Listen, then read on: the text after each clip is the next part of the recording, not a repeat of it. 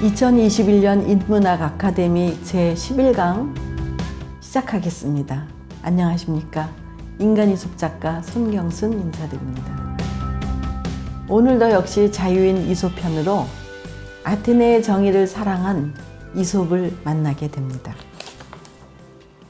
아테네에서 민주주의를 먼저 실행에 옮기려던 참주 솔론이 귀족들의 반발을 이기지 못하고 아테네를 떠났습니다. 그 후에 나타난 참주들은 아테네에서 독재를 하려고 하였습니다. 그래서 아테네는 혼란에 빠지게 되었습니다. 사람들은 두려움에 떨고 있습니다. 용기가 없다는 것을 감추면서 스스로 자신이 착하다고 합리화하는 시민들은 자신은 중립이라고 주장하면서 진실을 외면합니다. 알면서도 속아주고 나만 아니면 좋은 게 좋은 것이라고 합리화하면서 침묵하였습니다. 선한 자를 도우려다가 자기가 다칠까 봐 두렵기 때문입니다. 불행히 이 아테네에도 평행 이론이 존재하고 있었습니다. 이를 보던 이솝이 우화 하나를 내놓았습니다. 제목은 도둑과 개입니다. 도둑이 어떤 집에 들어가서 지저대지 못하게 개한테 고기 한 조각을 던져주었습니다. 그러자 개가 짖으며 말했습니다. 이 도둑놈아, 어서 빨리 물러가라. 갑자기 우리 집에 나타난 내가 수상하다고 나는 생각했어. 이유 없이 너무 상냥하게 나한테 굴었잖아? 네가 뭔데 나한테 고기를 던져줘? 그것 때문에 나는 내가 나쁜 사람이라는 것을 더욱 확실하게 알게 됐어. 이솝은 계속했습니다. 대가 없는 선물은 뇌물입니다. 뇌물은 도둑놈 마음속에 품은 나쁜 마음을 증명해 줍니다.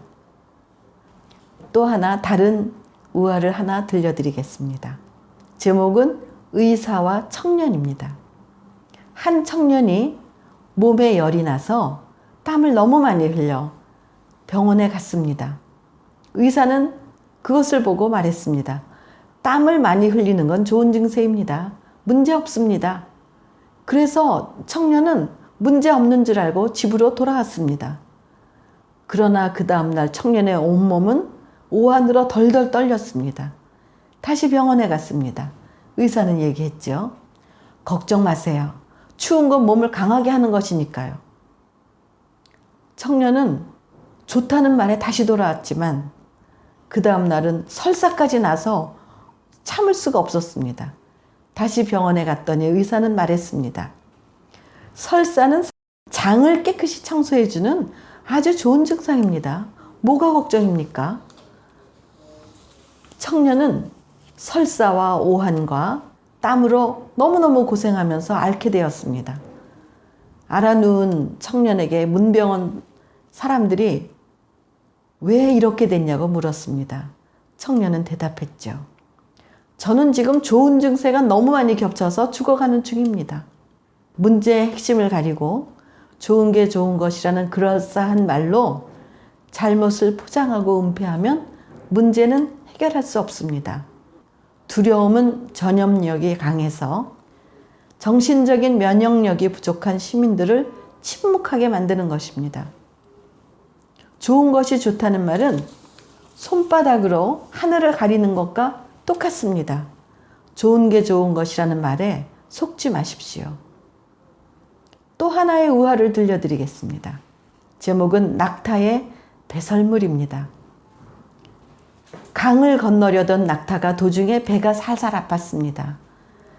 낙타는 두리번거리다가 자기를 보고 있는 사람이 하나도 없자 강 가운데서 아무도 모르겠지 생각하면서 배변을 했습니다.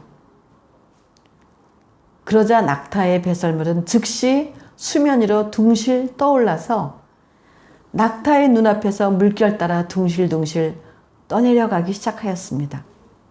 낙타는 당황했습니다. 아니 저게 뭐야? 저거는 분명히 내 뒤에서 나왔는데 어느새 나를 앞서가고 있어. 내가 배변한 것을 모두에게 저렇게 알리면 안 되는데? 말 없이 그 사람의 약점은 사람들에게 입에서 입으로 온 세상을 떠돌면서 모두에게 알려지게 됩니다.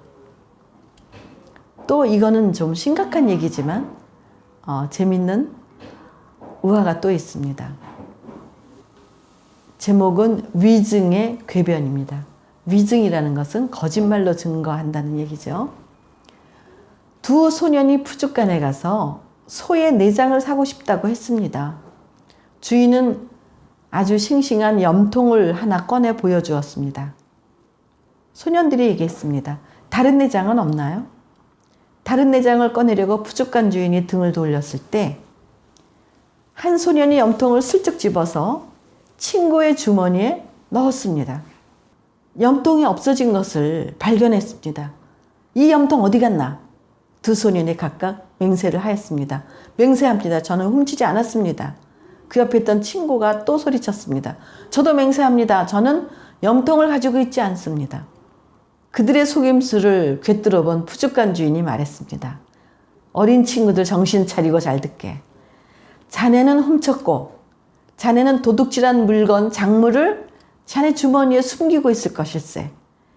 자네들이 각각 맹세로 훔치지 않았고 숨기지 않았다라고 하는 말로써 사람들을 속일 수는 있을 거라고 생각했겠죠. 그러나 하느님과 나는 못 속인다네. 염통은 내가 훔쳐서 친구 주머니에 넣었고 이 친구는 염통이라는 수익을 주머니 속에 얻어 숨겼지만 훔치지는 않았지. 이것은 거짓말이 아니라 속임수일 뿐입니다. 진실도 아닙니다. 아마 들키지 않고 이것을 떠나게 되면 자네들은 염통을 둘로 나누어 갔겠지. 따라서 너희들은 공범이 되고 함께 처벌받아야만 하는 것이지. 처벌받기 싫으면 얼른 염통을 이리 내놓게. 두 소년은 하는 수 없이 염통을 내놓고 떠나야 했습니다. 궤변으로 거짓을 진실처럼 바꿔치기 하고 선동하는 사기 행위는 일시적으로 사람을 현혹시키기도 합니다. 진실은 언제나 힘이 있고 거짓은 곧 추한 얼굴이 드러나게 됩니다. 우화 뱀의 선물. 제우스가 딸의 혼인잔치를 벌이고 있을 때 하객들이 선물을 가지고 왔습니다. 뱀도 입에 장미꽃을 물고 왔습니다. 제우스가 뱀에게 말했습니다. 모든 동물들의 선물은 받을 수 있다. 그러나 독을 지닌 내 입에 있는 것은 무엇이든 받지 않겠다. 독이 묻은 줄 알고도 선물을 받는다면 그거는 뇌물 외에는 없습니다. 뇌물은 언제나 독을 가지고 있습니다. 또 하나 우화가 또 있습니다. 모모스는 비난의 신입니다. 그와 관련된 우화입니다. 제우스와 포세이돈과 아테나 여신이 누가 가장 완전한 작품을 만드는지 겨루기로 하였습니다. 제우스는 인간을 만들었고 아테나는 집을 만들었으며 포세이돈은 황소를 만들었습니다. 셋은 예리한 눈으로 신랄하게 평가하는 비난의 신 모모스를 심판관으로 정하였습니다. 제우스는 모모스에게 누구의 작품이 어떤 뛰어난 장점이 있는지 그것을 평가해 달라고 부탁하였습니다. 모모스는 세 가지 발명품이 질투가 날 정도로 훌륭해서 오히려 흠을 잡기로 결심했습니다. 첫 번째, 제우스가 만든 인간. 인간의 마음속 생각이나 감정을 누구나 볼 수 있도록 인간의 마음에 창을 만든다면 마음속에 숨겨진 감정을 누구나 볼 수 있습니다. 그러면 나쁜 인간에게 속는 일은 없을 것이다 라면서 흠을 잡고 비난했습니다. 포세이돈이 만든 두 번째 황소. 눈이 뿔 위에 나 있으면 더 멀리 보고 적을 빨리 발견할 수 있어 더 좋았을 것이라며 황소의 흠을 잡아 또 비난했습니다. 세 번째는 아테나 여신이 만든 집입니다. 모모스는 말했습니다. 나쁜 사람이 이웃으로 이사 왔을 때 그들로부터 얼른 도망칠 수 있는 바퀴가 달린 집을 만들어야지 이 집에는 바퀴가 달려있지 않아서 나쁘다고 비난했습니다. 제우스는 흠만 잡고 비난만 일삼는 평가는 결코 인정할 수 없다고 선언하였습니다. 작품의 장점을 찾아주면서 함께 부족한 것을 볼 수 있어야 남의 작품을 비평할 자격이 있다고 하면서 이 비평가를 당장 올림퍼스 산에서 내쫓아 버렸습니다. 그러나 모모스의 비평에도 일리가 있습니다. 아무리 좋은 것도 흠을 잡으려 하면은 찾을 수 있습니다. 그러나 듣는 사람은 장점을 알되 결점을 찾을 수 있는 예리한 눈도 필요한 것입니다. 내가 찾지 못하는 나의 결점을 타인이 지적해 줬을 때 화를 낼 것이 아니라 고마워할 줄 알아야 합니다. 요새 바퀴 달린 집이 유행하고 있지 않습니까? 모모스가 봤으면 아주 좋아했을 것 같습니다. 우리의 상상과 시공을 초월한 즐거운 시간여행, 사막을 걷는 낙타 이솝 이야기는 다음 시간에도 계속됩니다. 감사합니다. 송명수